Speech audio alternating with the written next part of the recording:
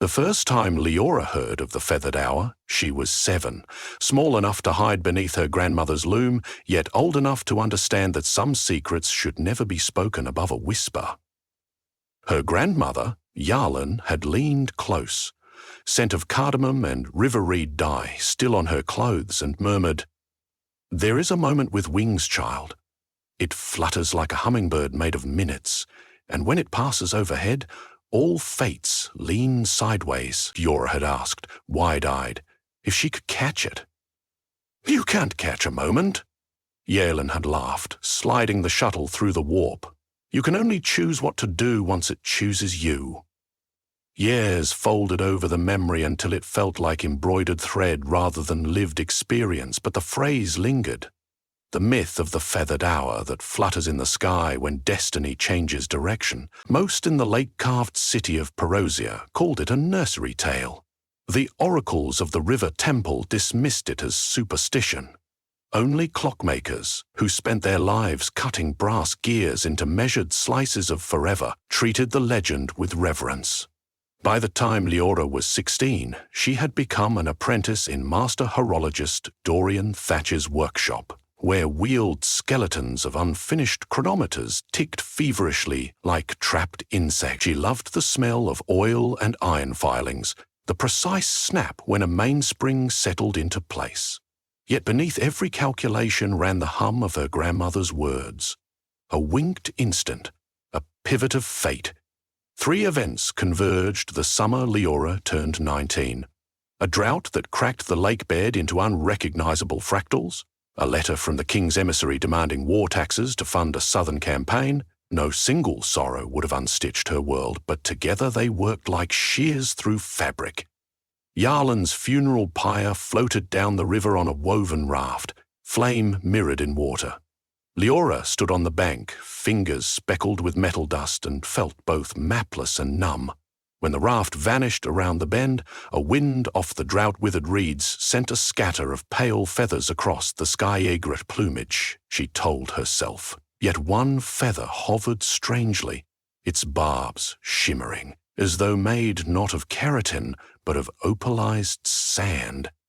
It drifted, then darted upward against the breeze, accelerating until it became a quicksilver blur and vanished in a bright pulse. For a heartbeat, Leora's ears rang as if a vast bell had tolled.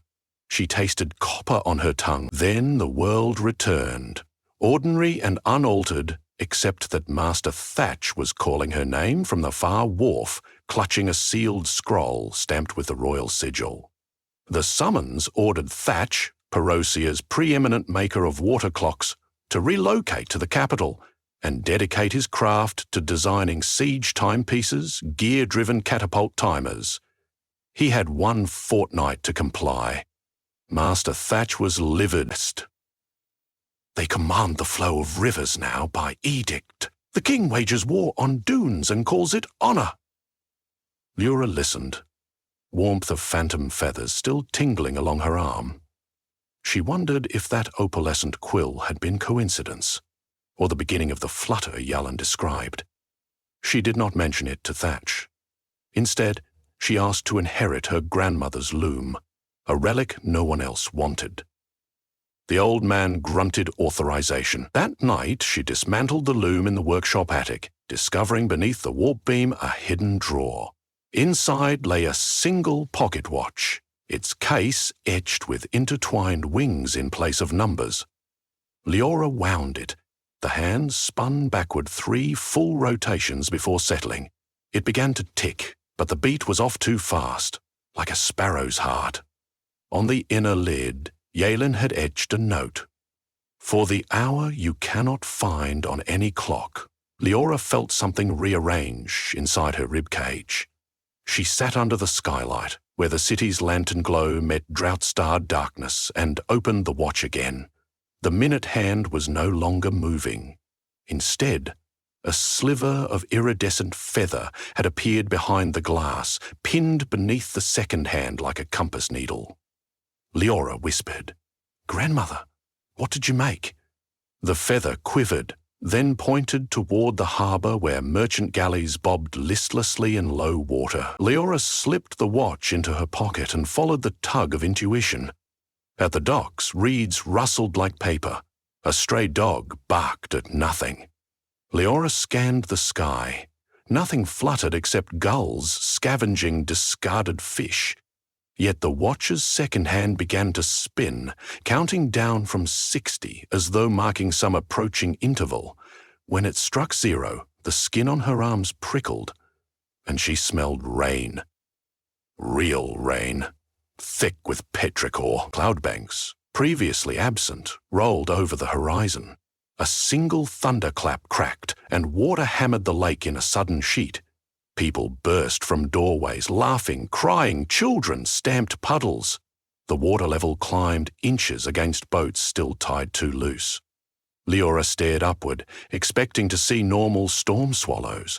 Instead, she saw an orb of faint gold light circling inside the clouds, its circumference feathered like a bird's trembling wing. It was neither solid nor ethereal. It was time made visible. Every rotation shed a flare shaped like an hourglass. She had found the feathered hour, or it had found her. The rain lasted only 30 minutes but replenished half the lake. By dawn, rumours flooded Porosia faster than the water itself. The drought was broken. The gods had forgiven. The king's war taxes would be diverted. But the second decree arrived the next afternoon. Because Porosia no longer faced drought, the king could safely demand double tithes. The war would proceed, and Master Thatcher's relocation was reconfirmed. Leora, reading the scroll aloud to Thatch, felt her pulse in her temples. She had coaxed rain onto parched earth, but had not prevented conflict. Destiny had veered some degrees, perhaps, but not enough. That night she opened Yarlin's watch again. The feather still pointed, but now it turned slowly, describing an elegant spiral over the dial. Then the watch ticked once backward. The gearmaker inside Leora understood. It was offering her a choice. Choice meant risk. Yet what was war but fate's blade already at their throats? She packed tools, the watch, and a satchel of bread.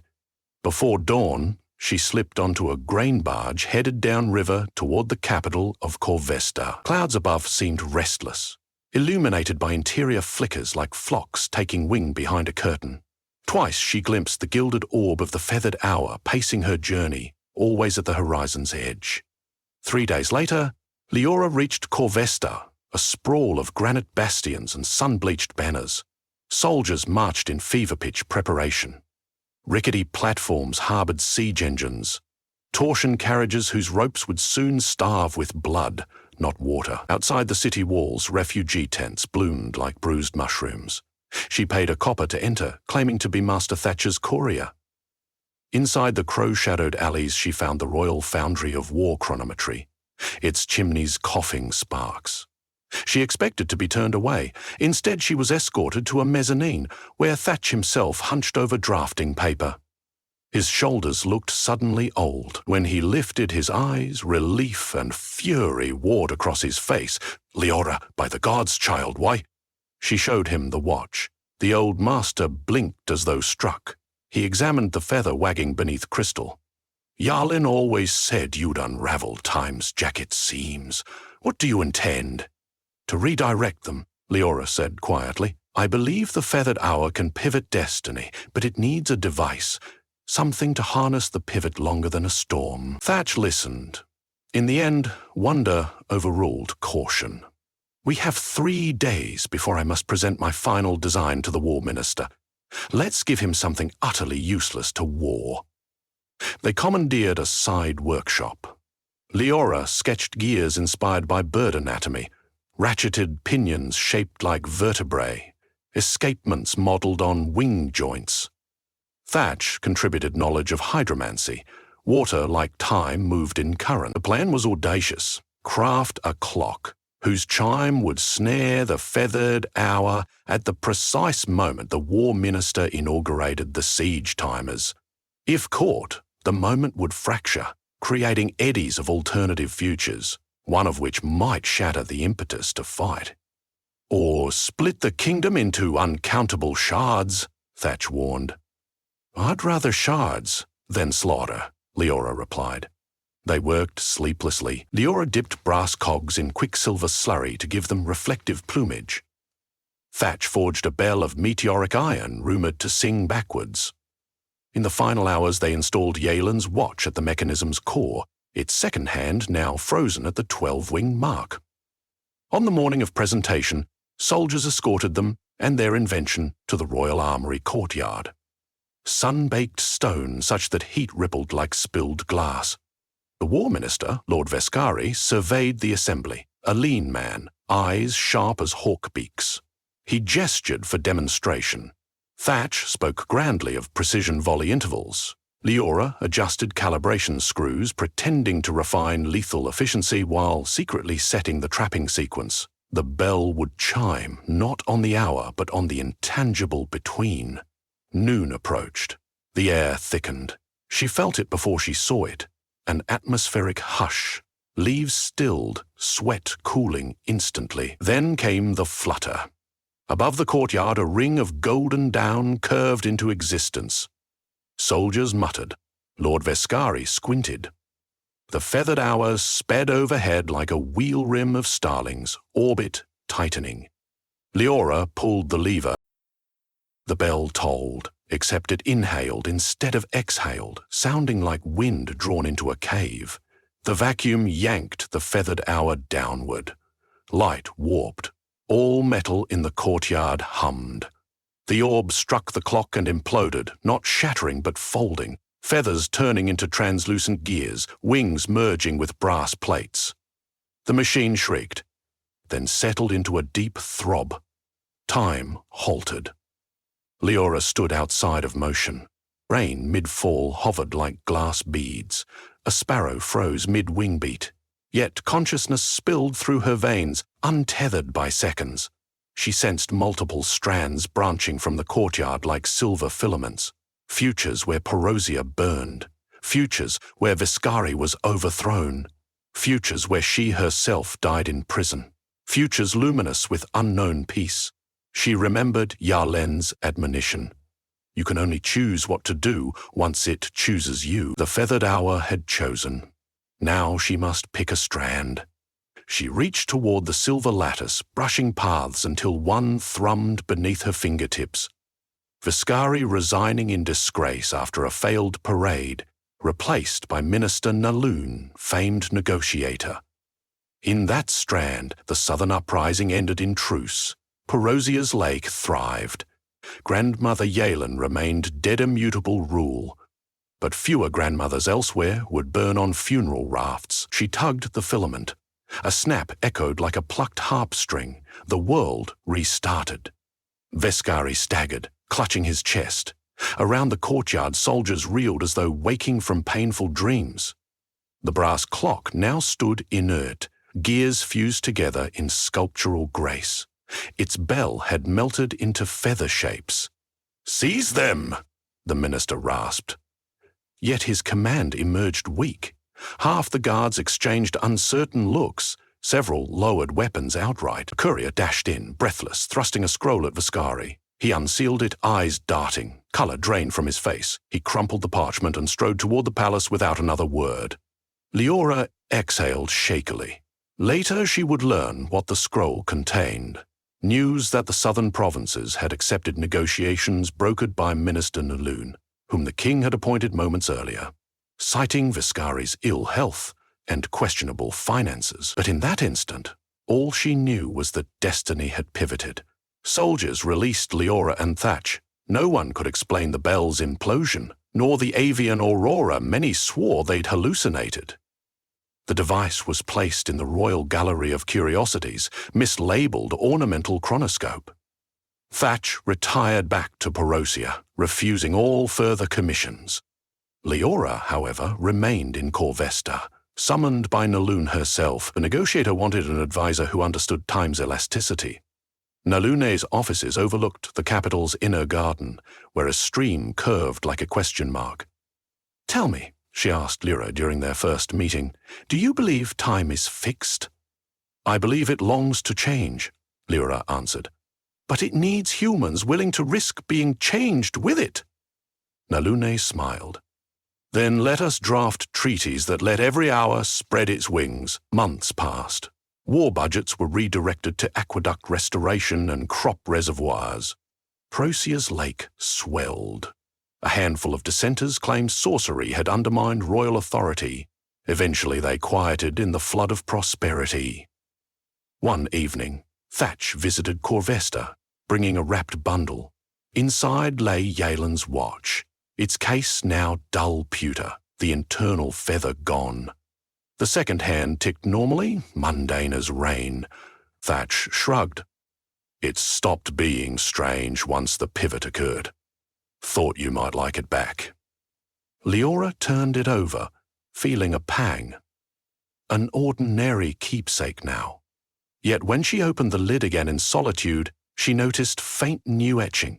Every wing beat leaves a draft. She set the watch on her windowsill. Moonlight pooled around it.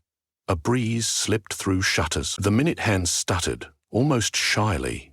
Then advanced, not to the next minute, but to a symbol she recognized, a stylized leaf. Nalune's crest. The leaf shimmered, then rotated toward the south, where droughts had begun gnawing at border orchards. Understanding dawned. The feather hour was not single, not final. The myth was cyclical because destiny was eternally in motion. Each decisive moment hatched another, like seeds in a pomegranate. Leora laughed softly, a laugh laced with awe and equal measure of fatigue. She pulled out paper and ink. If the next pivot required water for orchards, they would craft new aqueduct clocks. Simple, elegant, non-lethal. She would travel, or perhaps send apprentices. She paused, remembering Yalen's loom, its threads converging into images beyond sight. We are all weavers, Grandmother had implied. Some weave cloth, others weave hours. Outside, Corvesta's bell towers rang 10th hour. Yet in Leora's room the watch ticked its own rhythm, independent, expectant. She whispered, "I'm listening." Far above, clouds parted. Between constellations, a faint gold ring pulsed, feathered edges gleaming as though warming up for flight. Moments. They could not be caught, but they could be welcomed. She gathered her tools. Down in the workshops, apprentices would soon awaken to an urgent knocking, and perhaps one day they too would speak in half-remembered whispers to children hiding under looms. There is a moment with wings. It chooses you, and when it does, fates lean sideways. The myth of the feathered hour, once relegated to lullabies, had entered the annals of statesmanship. But Leora knew its true domain remained the human heart. For what greater stage for destiny was there than one beating chamber primed to flutter at every possibility? She closed her eyes, feeling time's feathers rustle around her like a cloak, ready for the next redirection.